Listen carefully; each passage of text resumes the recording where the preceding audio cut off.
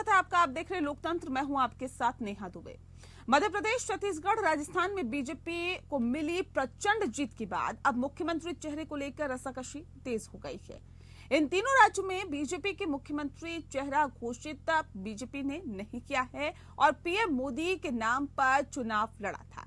ऐसे में तीनों राज्यों में सीएम रेस में शामिल नेताओं ने खेमेबंदी शुरू कर दी है। रिपोर्ट देखिए।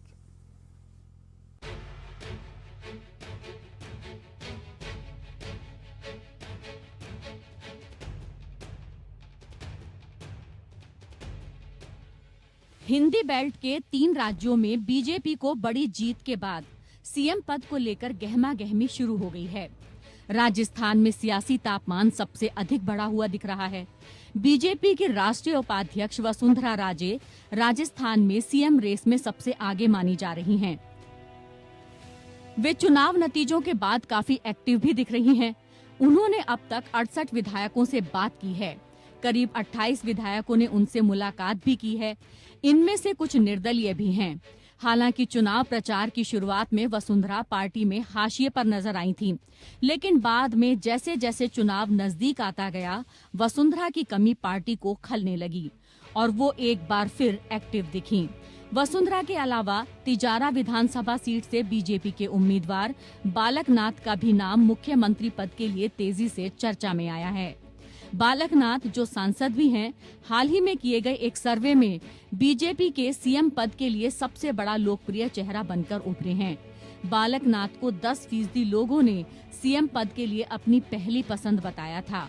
इस एग्जिट पोल के मुताबिक सीएम पद के लिए बालकनाथ बीजेपी की ओर से सबसे लोकप्रिय चेहरा हैं। राजस्थान के अलवर से सांसद बालकनाथ उसी नाथ संप्रदाय से हैं जिससे यूपी के सीएम योगी आदित्यनाथ आते हैं। बालकनाथ रोहतक के बाबा मस्तनाथ मठ के महंत हैं। नाथ संप्रदाय की परंपरा में गोरखपुर को राष्ट्रीय अध्यक्ष और रोहतक की गद्दी को राष्ट्रीय उपाध्यक्ष का दर्जा हासिल है। इस तरह नाथ संप्रदाय की वर्तमान व्यवस्था में योगी आदित्यनाथ के बाद बालकनाथ का नंबर दूसरा है और उन्हें राजस्थान का योगी भी कहा जाता है। राजस्थान में वसुंधरा और बालकनाथ के अलावा सांसद दिया कुमारी, ओम बिरला, भूपेंद्र यादव और गजेंद्र सिंह शेखावत के नाम भी सीएम की रेस में शामिल हैं। उधर छत्तीसगढ़ में 3 बार के सीएम रमन सिंह को सीएम रेस में सबसे आगे माना जा रहा है। इसके अलावा छत्तीसगढ़ बीजेपी अध्यक्ष अरुण साव, सरोज पांडे, रेणुका सिंह और ओपी चौधरी भी सीएम की रेस में हैं। हालांकि छत्तीसगढ़ में अभी तक किसी भी नेता की ओर से गोलबंदी नहीं देखने को मिली है। वहीं सीएम चेहरे को लेकर पूछे गए सवाल में रमन सिंह ने कहा कि ये फैसला विधायक दल की बैठक में होगा। इस तरह मध्य प्रदेश में भी बीजेपी को प्रचंड बहुमत मिला है। मध्य प्रदेश में भी सीएम चेहरे को लेकर कई तरह कयास लग रहे हैं। राज्य में शिवराज सिंह चौहान, प्रहलाद पटेल, नरेंद्र सिंह तोमर, कैलाश विजयवर्गीय और ज्योतिरादित्य सिंधिया समेत कई नाम सीएम की रेस में हैं। हालांकि मौजूदा सीएम शिवराज सिंह चौहान का नाम रेस में सबसे आगे है।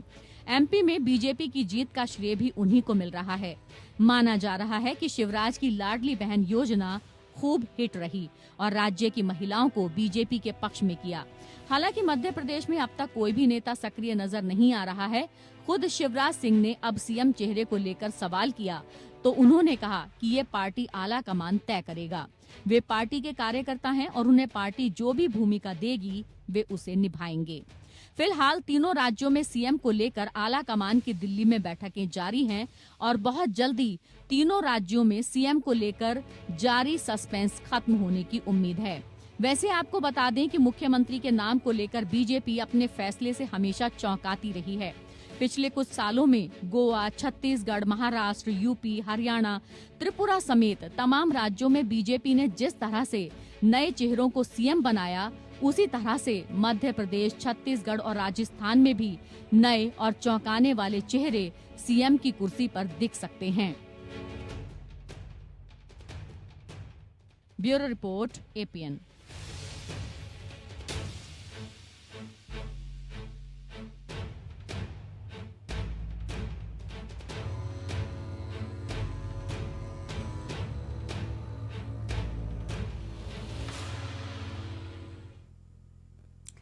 तो आपको बता दें कि हिंदी बेल्ट के तीनों राज्यों में बीजेपी को बड़ी जीत मिली और उसके बाद अब सीएम पद को लेकर गहमागहमी शुरू हो गई है। राजस्थान में भी, छत्तीसगढ़ में भी और मध्य प्रदेश में भी सीएम चेहरा कौन होगा, इसको लेकर अटकलों का दौर लगातार गर्म है।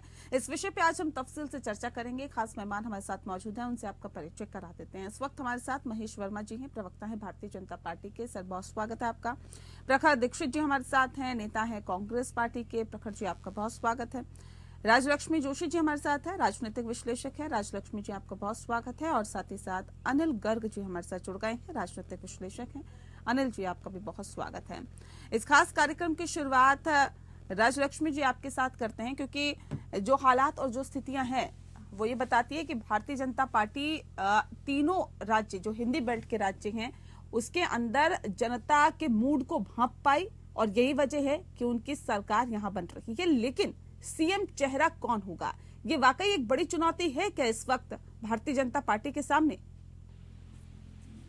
जी नमस्कार। और ये बहुत अच्छी चुनौती है भाजपा के सामने। मतलब ये एक अच्छी स्थिति है जहाँ पर मतलब विचार विमर्श करने की जरूरत पड़े, क्योंकि अगर हार जाते तो अलग तरीके का विचार विमर्श होता। तो ये जो चुनौती है ये इसलिए है क्योंकि बहुत सारे ऑप्शंस हैं भाजपा के सामने। और जो अभी जो शिवराज सिंह चौहान जी हैं वो तो बन ही सकते हैं मुख्यमंत्री, लेकिन मुझे ऐसा नहीं लगता कि वो फिर बनेंगे, क्योंकि एक तो उन्होंने एक इंडिकेशन दे दिया है कि वो इस रेस में थे ही नहीं। और मुझे ये भी लगता है क्योंकि अभी उनके देखिए अभी उनके 3 टर्म्स तो हो चुके हैं मुख्यमंत्री के तरह, लेकिन तो यही एक कारण होगा कि शायद वो कोई नया चेहरा दे देंगे मध्य प्रदेश में। और नया चेहरा मुझे लगता है कि तीनों राज्यों में नया चेहरा होने का संभावना है।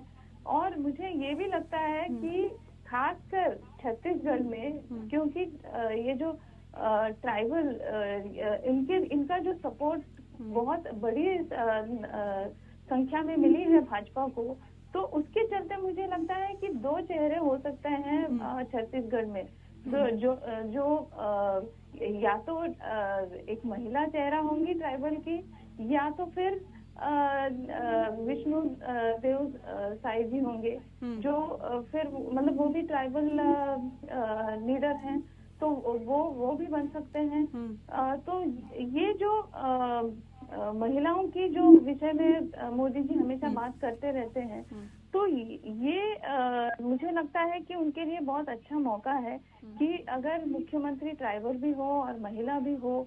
और महिला मुख्यमंत्री मुझे लगता है कि राजस्थान में भी होने की बहुत बड़ी संभावना है, लेकिन वहां पर भी मुझे लगता है कि नया चेहरा होगा और न कि वो पुराने चेहरे के साथ चलेंगे। क्योंकि क्या है कि अभी देखिए कोई नया चेहरा होगा तो उनके आगे जाकर मतलब दूर की अगर आप सोचेंगे तो 2-3 और टर्म्स के लिए भी उनको वो एक नया नेतृत्व मिल जाएगा उनको।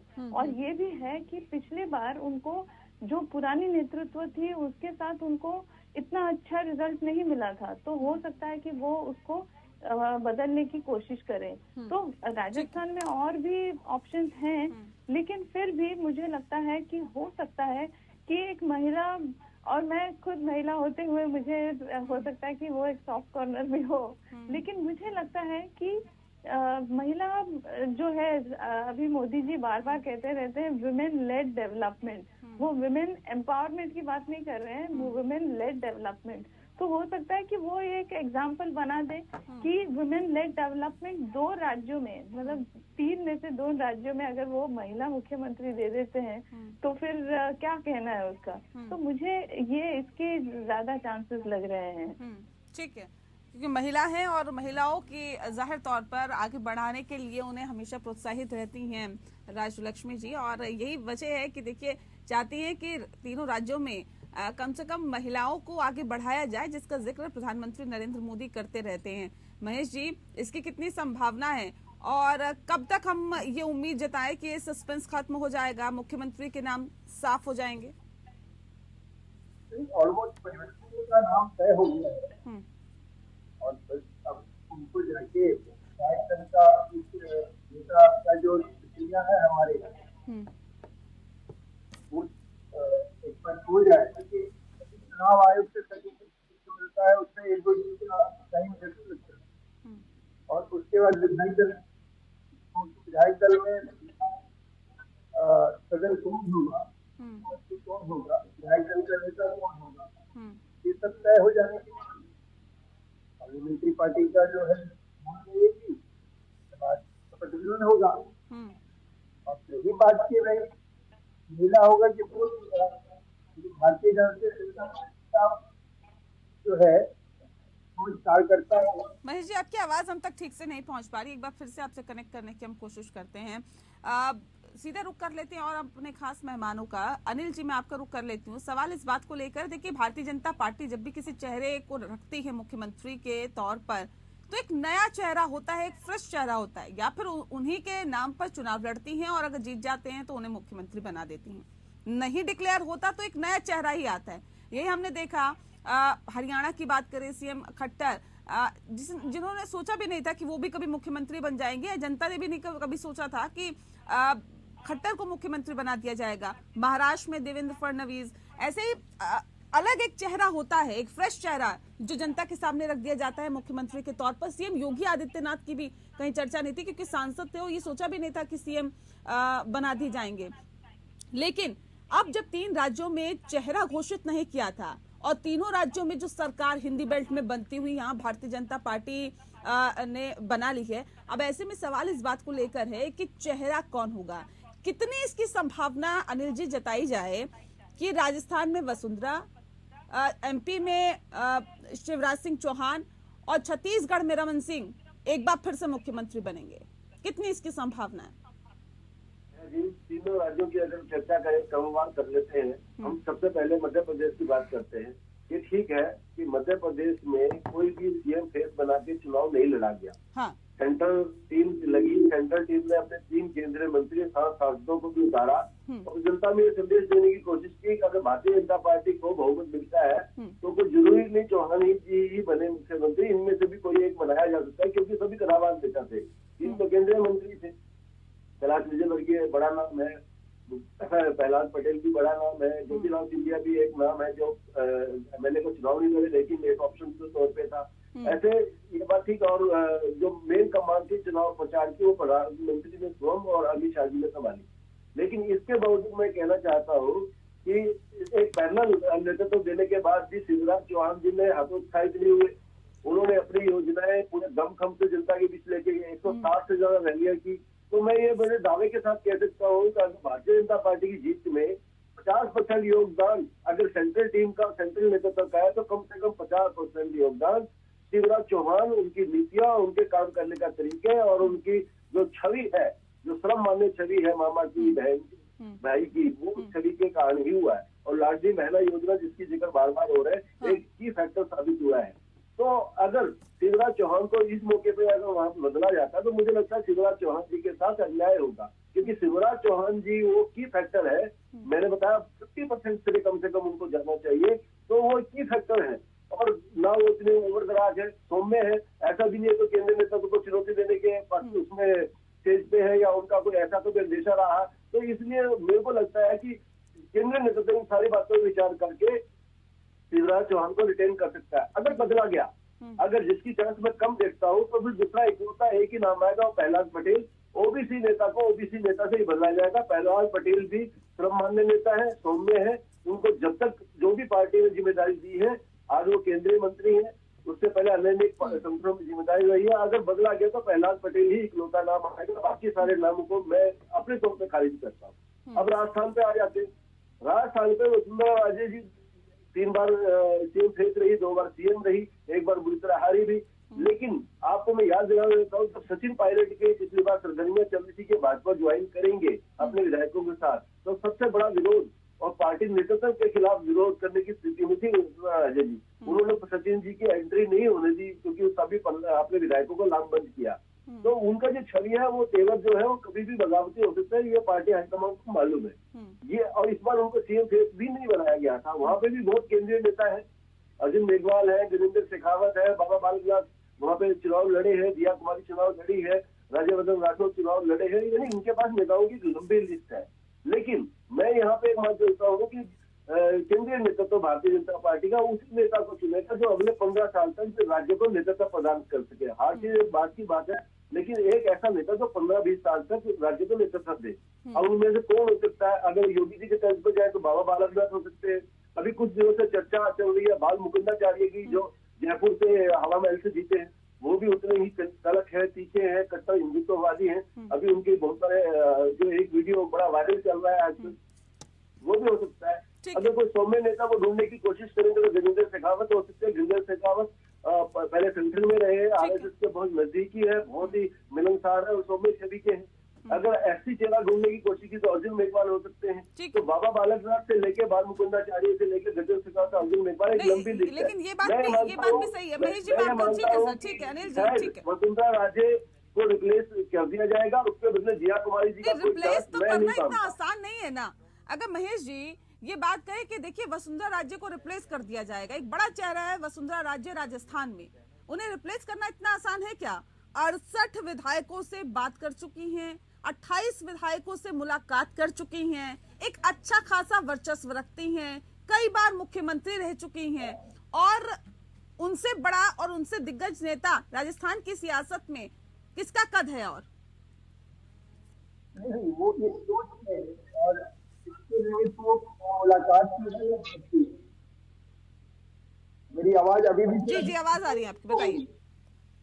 मैं ये कहना चाह रहा हूँ, देखिए हमारे सामने सबसे बड़ी चुनौती है आगामी लोकसभा का चुनाव। 4 से 5 महीने के बाद जो है हमें लोकसभा का चुनाव है। ये जो 3 राज्य है ये लोकसभा के दृष्टि से बहुत महत्वपूर्ण है, और अगर अच्छा नहीं होगा, अच्छा मुख्यमंत्री नहीं होगा, जो प्रधानमंत्री जी ने अपने भाषण में कहा कि महिला, किसान और युवा, 4 लोगों, युवा, हाँ नहीं, गरीब, किसान, महिला, बस 4 ही है। प्रधानमंत्री जी की बातें देखिए सबको रटी हुई है, सबको याद है उन्होंने कौन सी 4 बातें गिनवाई थी। बिल्कुल एकदम से 4 वर्डों का जिक्र करें किया था। हाँ, तो उन चारों को कहीं ध्यान में रखें। अगर आप बात करें तो जैसे अभी हमारी राजलक्ष्मी जी बोल रही थी कि कोई महिला भी कैंडिडेट हो सकता है, कोई ओबीसी भी कैंडिडेट में हो सकता है।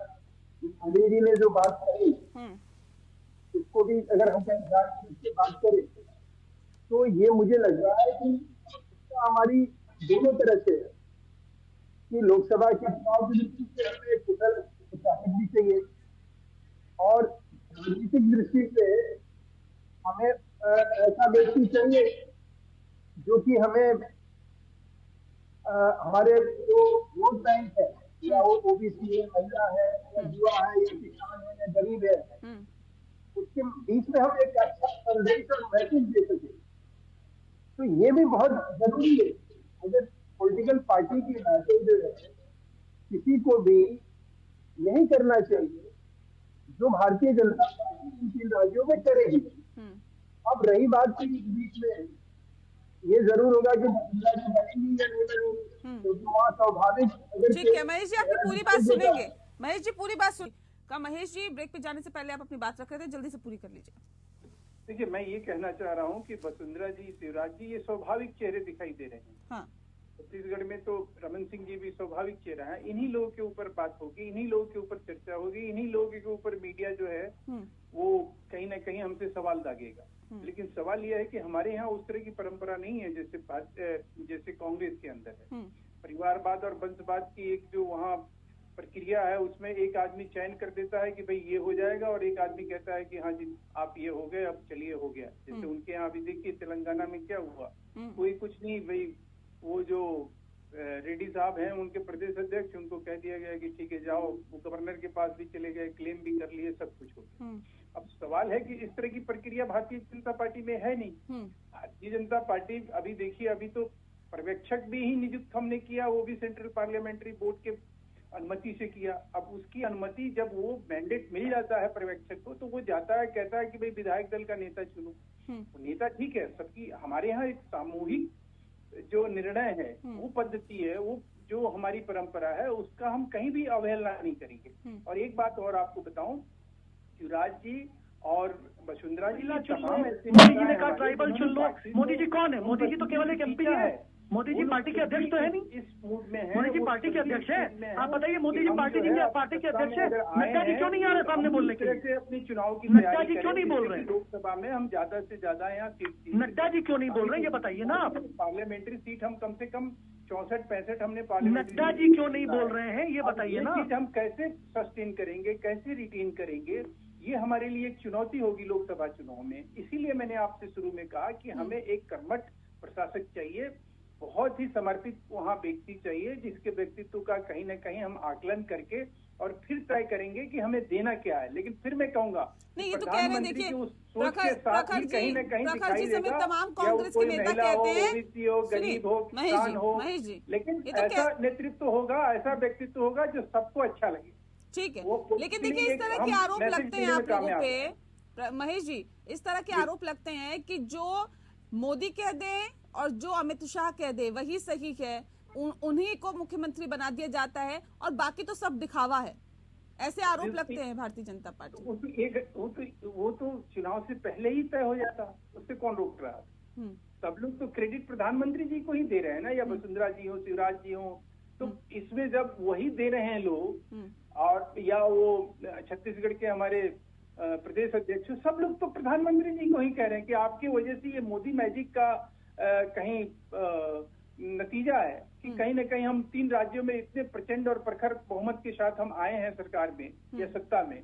तो सवाल ये है कि अगर मोदी जी को ही कोई चीज डिसाइड करना हो तो उनके लिए कौन सी बड़ी चीज है। लेकिन फिर भी मैं कहूंगा कि मोदी जी की जो 4 चीजें हैं वो कहीं ना कहीं ध्यान में रखी जाएगी, या वो महिला हो, यो गरीब गुरबा हो, किसान हो, दलित हो, ये जो क्लास है मोदी जी का, एक मैं आपको बताऊं कि मोदी जी सैद्धांतिक तौर पे बहुत ही ज्यादा वो उस अवधारणा के व्यक्ति हैं जो जिसमें उनका पालन पोषण हुआ है। वो संघ से निकले हुए व्यक्ति हैं, उनके अंदर एक ही भाव रहता है, एकात्म मानववाद। पायदान के सबसे निचले स्तर पे जो व्यक्ति बैठा हो उसको उसका अपलिफ्टिंग हो, वो ऊपर आए। राजनीति में भी वो सेवा के जरिए अपनी चीजों को उन्होंने स्थापित किया। उन्होंने कोई इन लोगों की तरफ नौटंकी ठीक है प्रखर जी, मैं रुक कर लेती हूँ, मैं इसी में लौटती हूँ। प्रखर जी, देखिए सीधे कहा जा रहा है कि यहाँ पर एक तरीका है, एक प्रक्रिया है जिसके तहत मुख्यमंत्री चुना जाएगा। कांग्रेस की तरह थोड़ी ना है कि अगर एक मुख्यमंत्री चुना गया तो दूसरा सड़क पे बैठ जाएगा और अपनी आवाज बुलंद करने लगेगा, धरना देने लगेगा। ये प्रक्रिया नहीं चलती है यहाँ पर। यहाँ पर जो भी फैसला लिया जाता है वो सभी को मान्य होता है, एक तरीके से फैसला लिया जाता है जिसमें सभी की रजामंदी होती है, तो उसमें थोड़ा वक्त लगता है।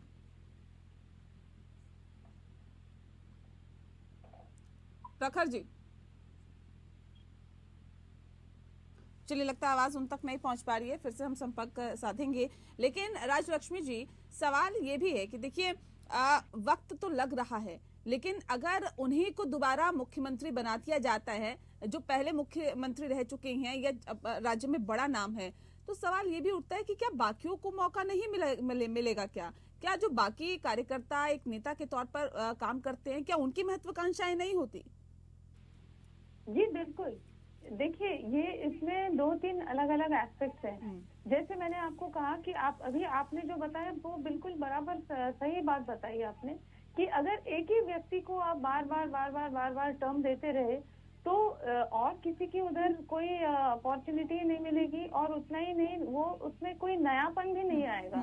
और जैसे गर्ग जी भी कह रहे थे कि अगर कोई नया चेहरा आता है तो वो मतलब आगे के लिए, भविष्य के लिए कोई एक अच्छा नया नेतृत्व रहेगा। और ये जो अभी के जो नेता हैं, जैसे मैं शिवराज सिंह जी के बारे में ये कह रही थी कि देखिए उनको साइडलाइन नहीं किया जाएगा, या फिर ऐसा नहीं है कि उनको ड्रॉप कर दिया जाएगा। मुझे तो ऐसा लग रहा है कि उनको तो प्रमोशन मिलेगी, उनको और अच्छी कोई, जैसे सेंट्रल गवर्नमेंट में उनको कोई अच्छा मतलब मिनिस्ट्री वगैरह दे दिया जाएगा, ऐसा मुझे लग रहा है। तो और देखिए उनकी जो अभी जो स्टेटमेंट्स आई है वो भी वैसे ही है कि मेरा अभी जो लक्ष्य है वो इस पर है कि लोकसभा में हमको पूरी की पूरी 29 सीटें मिले। तो ये जो वो अभी से लोकसभा की जो बात कर रहे हैं, तो मुझे लग रहा है कि वो उनका अभी डायरेक्शन कोई और ही चल रहा है। और ये एक बहुत अच्छी बात है कि कोई भी नेता आके ये नहीं कह रहा कि देखिए अगला मुख्यमंत्री में, ये भारतीय जनता पार्टी में देखने के लिए मिल रहा है कि कोई भी ऐसा नेता नहीं जो ये कह रहा हो कि देखिए अगला मुख्यमंत्री मुझे होना चाहिए या मैं ही बनूंगा। इतने आत्मविश्वास से, अति आत्मविश्वास से कोई भी लबरेज नहीं, यानी कि जो बीजेपी का फैसला होगा, पूरी टीम का फैसला होगा, पूरी पार्टी का फैसला होगा, वो सर्वमान्य होगा।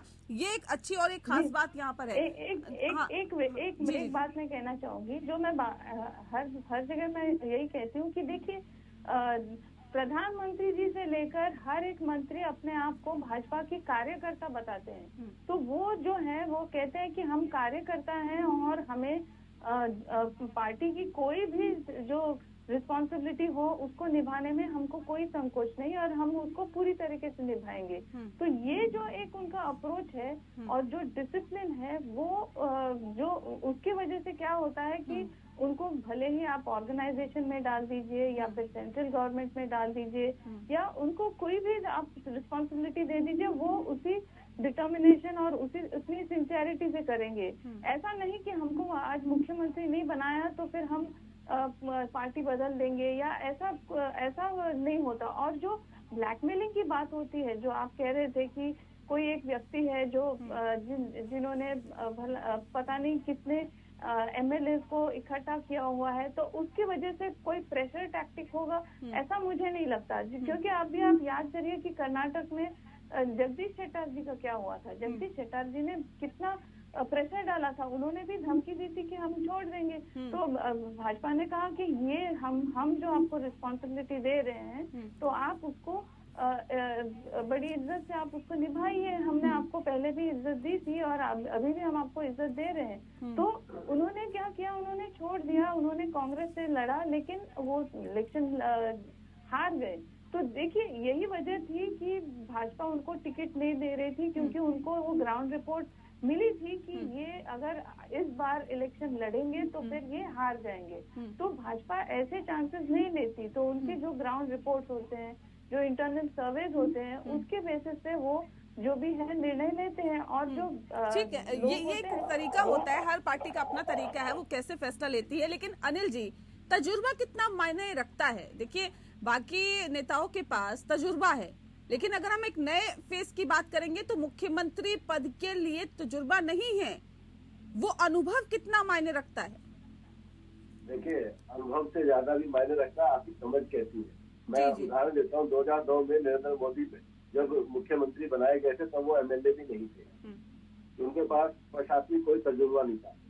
क्या नतीजा निकला? उनसे बेहतर मुख्यमंत्री गुजरात में आज तक नहीं हुआ। 2014 में जब वो प्रधानमंत्री बने तो प्रधानमंत्री पद का, संसद का भी कोई उनको तजुर्बा नहीं था, लेकिन आज तक भारत के सर्वश्रेष्ठ प्रधानमंत्री वो बने हुए हैं। तजुर्बे से भी ज्यादा आपके काम करने का तरीका कैसा है, आपकी समझ कैसी है, आपकी जो ट्रेनिंग हुई है संगठन में वो कैसी है, ये बड़ा मायने रखता है। और भारतीय जनता पार्टी की ट्रेनिंग, क्योंकि उनका जो मातृ संगठन है राष्ट्रीय स्वयंसेवक संघ वहां से होती है, इसलिए वहाँ के कार्यकर्ता तपे तपाए होते हैं। उनको प्रशासनिक अनुभव जाके लेने के से पहले ही लेने की जरूरत नहीं है। जब वो काम शुरू करते हैं तो अनुभव भी आता रहता है, वो अपना काम भी करते रहते हैं। बात हम राजस्थान की कर रहे थे, अगर वसुंधरा राजे से कोई 40 आदमियों को मिलने के बाद भी 20-22-28 आदमी मिलने भी आए विधायक, तो ये कोई बड़ी बात नहीं है। वो 2 बार मुख्यमंत्री रही है, प्रदेश को नेतृत्व करती रही है। लोग छात्र से कुछ आएंगे, कुछ इनको ग्रुप के लोग भी हो सकते हैं, लेकिन आज भी अगर ये डर है कि बगावत न करते इसलिए मुख्यमंत्री बनाया जाए तो फिर राजस्थान में कभी भी केंद्रीय नेतृत्व कुछ कर ही नहीं पाएगा। इसलिए इस डर से तो उनको मुख्यमंत्री नहीं बनाया जाएगा, मैं दावे से कर सकता हूँ। मैंने फिर आपसे कहा कि मुझे नहीं लगता कि वसुंधरा राजे को मुख्यमंत्री बनाया जाएगा, वहाँ कोई नया चेहरा आएगा, वो चेहरा आएगा जो अगले 15 साल बगावत करने की सजा उन्हें मिलेगी, ये कह रहे हैं आप? नहीं, सजा नहीं मिलेगी, उनको बदलना ही है। आप उसको हमने सीएम फेस बनाया नहीं था भारतीय जनता पार्टी ने, आपने देखा था कहाँ भारतीय जनता पार्टी ने बनाया? तो शिवराज सिंह चौहान को भी नहीं था, बनाया तो रमन सिंह को भी नहीं था। तो मतलब ये नहीं, सेंट्रल टीम चुनाव लड़ रही थी वहाँ पे। दूसरी बात बनाया तो शिवराज सिंह चौहान को भी नहीं ना। की बात करें, अगर अगली लोकसभा चुनाव की बात करें पिछली बार 2018 का अनुभव आप देखिए, 2018 में राजस्थान, मध्य प्रदेश, छत्तीसगढ़ तीनों हारे थे। फिर भी 65 में से 61 सीट भारतीय जनता पार्टी ने जीती थी। जब लोकसभा नहीं सर, एक सेकंड अनिल जी, अभी आपने कहा, एक सेकंड रुक जाइए, एक सेकंड, अभी आपने कहा कि मध्य प्रदेश में शिवराज सिंह चौहान बनेंगे, यही संभावना अभी तक है, लेकिन आप कह रहे हैं कि राजस्थान के संदर्भ में अगर हम देखें को भी सीएम शेष बनाया नहीं गया था, लेकिन उन्होंने अपने आप को, क्योंकि वो राज्य के मुख्यमंत्री से, अपनी जिम्मेदारी खुद स्वीकारते हुए 160 से ज्यादा रैलियां की, अपनी योजनाओं को जन जन तक पहुंचाया और उनकी योजना, उनकी रैलियां, उनकी दी हुई लाडली बहना योजना और उनको पहुंचाने का तरीका और उनकी असिस्टेंस। ठीक है, चलिए आपकी बात को हम आगे बढ़ाते हैं। समझदारी की बात इन्होंने कही, महेश जी मैं आती हूँ सर, समझदारी की बात इन्होंने कही, इन्होंने कहा कि अनुभव से ज्यादा, तजुर्बे के से ज्यादा समझदारी होनी चाहिए उस व्यक्ति में जिसको मुख्यमंत्री बनाया जाए। ठीक है सर, समझदारी ज्यादा मायने रखती है या विधायकों की राय? कर लेते हैं महेश जी का। महेश जी, ब्रेक पे जाने से पहले जिस बात का जिक्र किया जा रहा था, पैरामीटर्स क्या है सर? विधायकों की राय, विधायक किसको चाहते हैं, ये या समझदारी या तजुर्बा? समझदारी की तो जरूरत पड़ेगी ही। समझदार आदमी का चयन करने के लिए समझदारी तो दिखानी पड़ेगी। अभी तो समझदारी की जो बात है वो केंद्रीय नेतृत्व के ऊपर लागू होता है। अब रही बात की, देखिए जिस तरह से राजस्थान की स्थिति है कि देश में आजादी के बाद सबसे ज्यादा लोन लेने वाला प्रदेश बन गया, जहाँ की आर्थिक स्थिति इतनी विषम हो चुकी है, उसको संभालना और उसको संभाल के लोगों को कहीं राहत पहुंचाना। सबसे ज्यादा महंगा पेट्रोलियम पदार्थ बेचने वाला प्रदेश रहा, भ्रष्टाचार में आकंठ डूबा रहा। छत्तीसगढ़ जिसका बजट नहीं उससे ज्यादा का वहाँ घोटाला है। तो आप तीनों राज्यों में कमोबेश वही स्थिति है, तीनों राज्यों में कमोबेश वही स्थिति है, मध्य प्रदेश भी उसमें पीछे नहीं है। देखिए नेहा जी, मध्य प्रदेश की अगर आप बात कर रही हैं तो मध्य प्रदेश में जो भी चीज किया गया, जो भी रेवेन्यू आया, उसका जस्टिफिकेशन है। इन दोनों राज्यों का जस्टिफिकेशन, यहाँ जो स्थिति परिस्थिति है वो उस तरह का नहीं है। जैसे मध्य प्रदेश की तुलना आप राजस्थान से नहीं कर सकती है कि कोई करप्शन यहाँ हुआ हो, क्योंकि सरकार वहाँ पे आपकी थी और वहाँ पे आपकी सरकार नहीं थी। नहीं, अब सरकार की बात नहीं है, कोई लाचारी नहीं है। जो चीज ऑन रिकॉर्ड है उसको कोई भी नकार नहीं सकता है। लाल डायरी की बात तो हमने नहीं करी, उनके ही विधायक ने करी, उनके ही लोगों ने भ्रष्टाचार का आरोप लगाया। हमने तो कहा नहीं कि भाई लाल डायरी कोई उठाया तो उन्होंने था, लेकिन भुनाया आपने चुनावों में।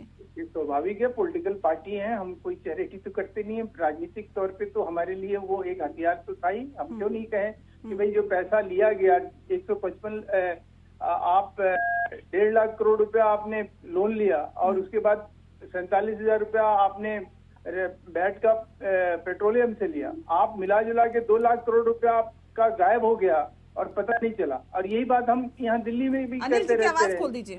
तो मेरा सिर्फ ये कहना है कि हमें हर तरह से एक बहुत ही जीवन व्यक्तित्व को कहीं न कहीं देखना होगा, जो कि हमारे लिए कहीं लोकसभा की दृष्टि से भी काम करे, कहीं राज्यों के दृष्टि से काम करे, जनता के लिए उपयुक्त हो, जनता को हम जल्दी डिलीवर करें ताकि लोकसभा में उसकी हम फसल काट सके अच्छे से।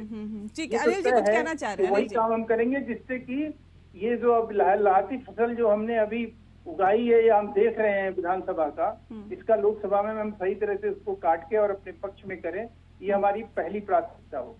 ठीक है अनिल जी। महेश जी, हाँ, 2013 में भारतीय जनता पार्टी बम्पर जीती थी, तो भी 2014 में सारे एमपी जीते थे। 2018 में भारतीय जनता पार्टी बुरी तरह हारी थी, तो भी सारे एमपी जीते थे। सवाल लोकसभा जीतने का है ही नहीं।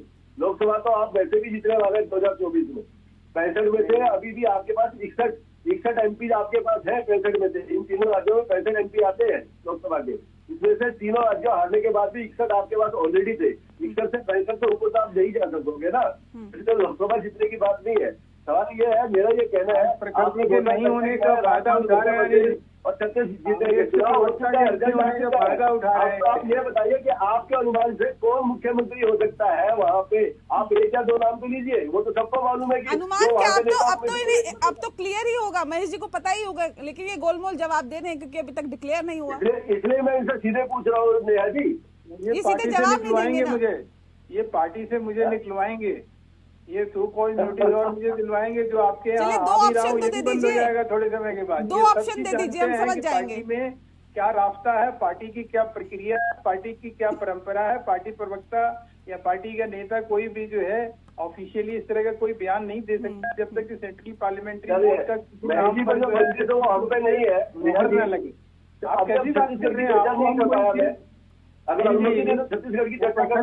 प्रखर जी का टाइम जो आपको मिला है उसमें आप जस्टिफाई पूरी तरह से कर रहे हैं प्रखर जी वाली बात, लेकिन मेरा सिर्फ आपसे निवेदन ये है कि देखिए ये न्यूज जो है ना ये चलनी चाहिए। अभी न्यूज जो है लोगों में ये क्यूरियोसिटी है जो आपके अंदर है, हमारे अंदर है कि भाई कौन बनेगा मुख्यमंत्री।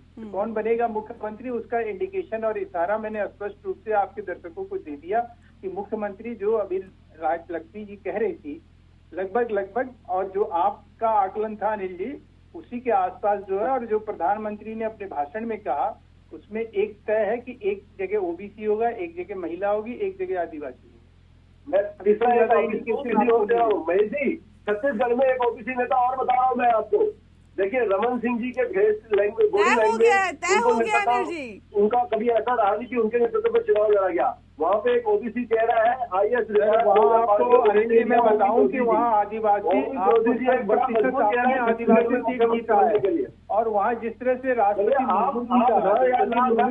प्रभाव देखने को मिला और ये जो डिसीजन था कि आदिवासी राष्ट्रपति बने इस देश में उसका कितना बड़ा प्रभाव जो है छत्तीसगढ़ चुनाव में देखने को मिला है कि 100% आप आदिवासी जितने भी हमारे 90% भारतीय जनता पार्टी ने आदिवासी सीट जो है छत्तीसगढ़ में जीता है और उसी का परिणाम रहा कि हम अच्छा परफॉर्म किया और एग्जिट पोल जो है वहाँ पे जो है झूठा साबित हुआ। इसका कारण भी यही है। आज अगर इस समाज को कहीं हम सम्मान देंगे तो स्वाभाविक रूप से कहीं न कहीं छत्तीसगढ़ अच्छा परफॉर्म करेगा। आगे चौधरी जी के बारे में आप बता रहे हैं इस सोच है क्या होगा ये 2005 के आईएएस है, रिटायर्ड है, 2018 से एमएलए है। ठीक है, देखिए बहुत क्लियर चीजें बताने की कोशिश महेश जी ने की है। बाकी मुझे लगता है तमाम लोग समझदार भी हैं, समझ चुके होंगे, लेकिन अब सवाल इस बात को लेकर भी है कि प्राथमिकताएं क्या रहेगी, क्योंकि भारतीय जनता पार्टी की 3 राज्यों में सरकार बन गई है, ये कह सकते हैं।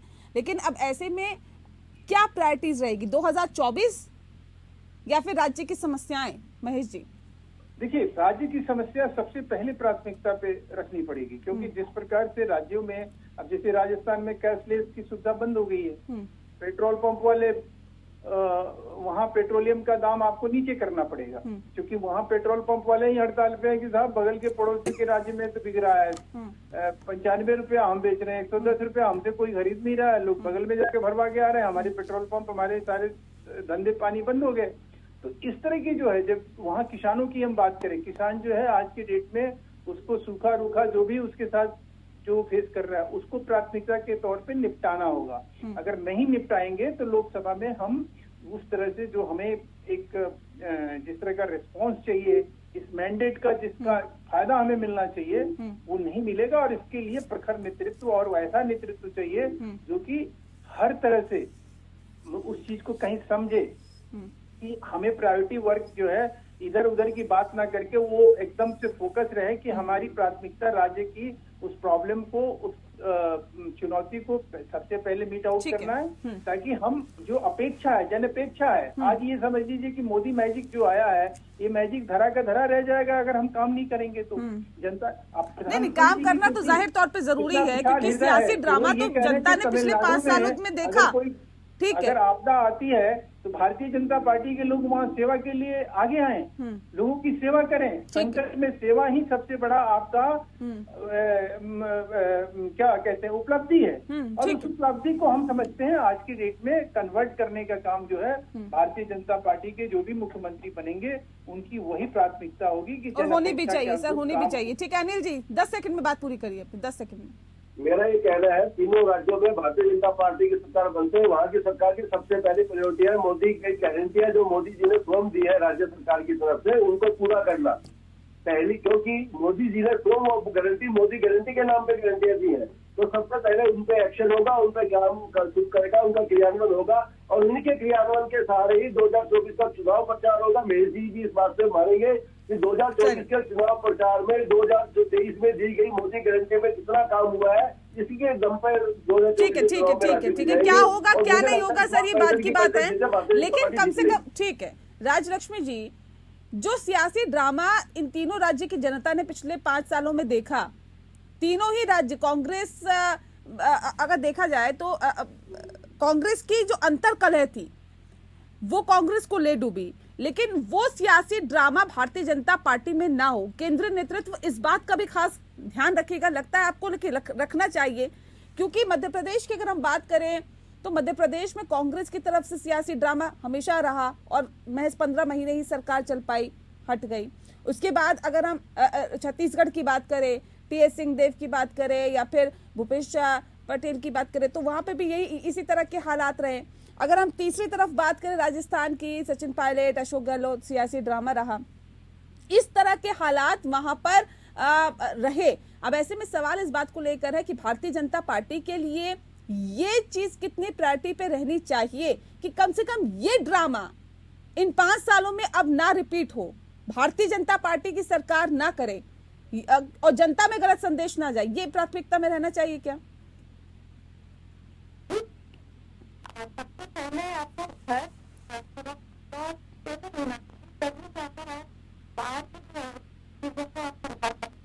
मैम आपकी आवाज ठीक से नहीं आ पा रही।